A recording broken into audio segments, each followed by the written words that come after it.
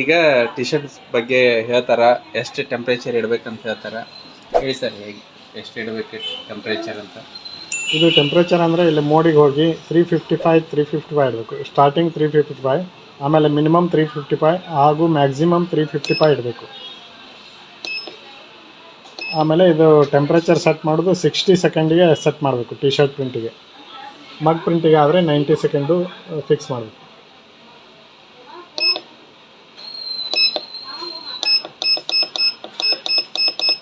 ಇದು maximum minimum 355 ಇರಬೇಕು. Maximum ಮತ್ತು ಮಿನಿಮಮ್ 355 ಇಡಬೇಕಂತ. ಈಗ ಟೆಂಪ್ರೇಚರ್ ಬರಾಗುತ್ತದೆ. ಈ ಟೆಂಪ್ರೇಚರ್ ಬರ್ತಾ ಇದೆ ಅಂತ.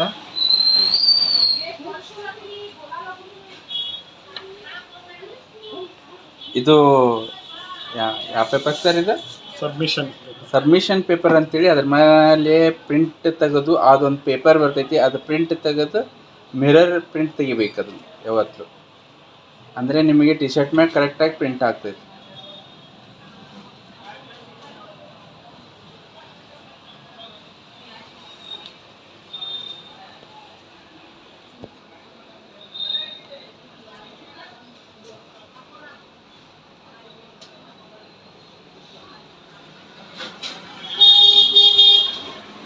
ಟಿ ಶರ್ಟನ್ನು ಸರಿಯಾಗಿ ಇಟ್ಕೊಂಡು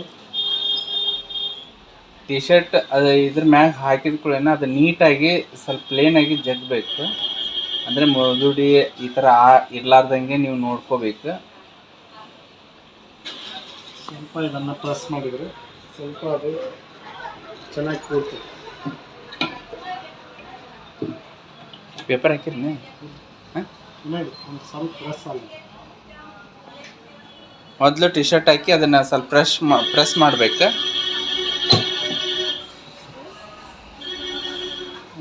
ಸ್ವಲ್ಪ ಹೀಟ್ ಆಗುತ್ತಲ್ಲ, ಅದು ಇಸ್ತ್ರಿ ಟೈಪ್ ಆಗ್ತೈತೆ. ಆಮ್ಯಾಗ ಅದ್ರ ಮ್ಯಾಗ ಪೇಪರ್ ಹಾಕಿ ಹೀಟಿಗೆ ಇಡಬೇಕಾಗತ್ತೆ.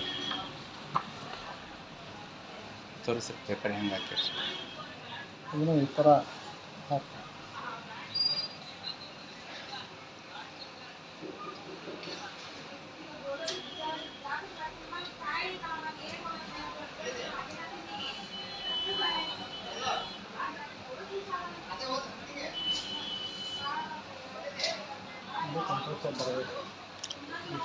ಈಗ ಅದು ಟೆಂಪ್ರೇಚರ್ ಬರಬೇಕು. ಅದನ್ನ ಇವರು ಟೈಟ್ ಮಾಡ್ತಾರ ಹಾಕಿ ಮೊದಲು.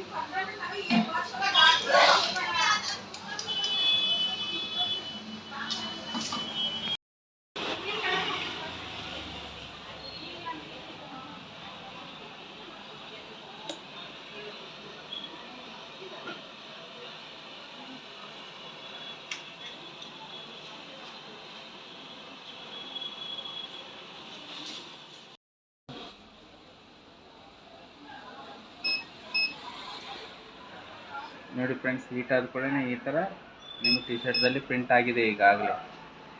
ಅದು ಮತ್ತು ಹೀಟ್ ಭಾಳ ಇರ್ತೈತಿ, ಮುಟ್ಟುವಂಗಿಲ್ಲ ಅದನ್ನು. ಹಿಡ್ರಿ ಹಿಂಗೆ ಹಿಡೀರಿ. ಈಗ ನೋಡಿ ಫ್ರೆಂಡ್ಸ್, ಇವು ರೆಡಿ ಆಗಿದೆ.